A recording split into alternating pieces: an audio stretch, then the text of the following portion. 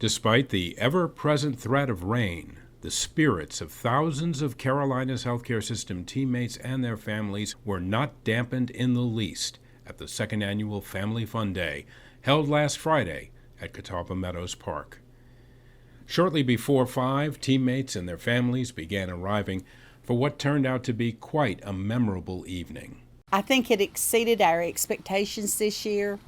The weather held out for us, and more than 2,000 individuals were served in the food line. Kids were laughing and just having a great time in the inflatables. They were using the dunking booth. They loved the dunking booth, and lots of different people were dunked. The music was fabulous. Everything was just great. It was an amazing event, and we are so glad that we were able to provide this for our employees who worked so hard and their family members. The only activity not as heavily attended as last year was the 1-mile fast walk, which nonetheless concluded with a flourish as 2 young people sprinted to the finish to collect their commemorative ribbons. But there was very heavy attendance everywhere else.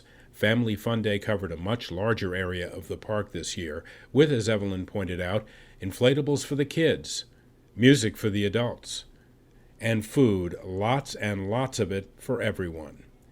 The park's famous zip line was host to dozens of teammates and family members, just as it was last year.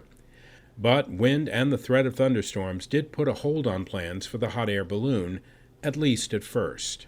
The weather has to be almost perfect to take that balloon up, and it was late in the evening before the winds finally calmed down enough for the balloon to actually be inflated and to go up. And luckily, there were still people hanging around. The company out of Asheville were willing to stay a little bit late and get as many people up as they could.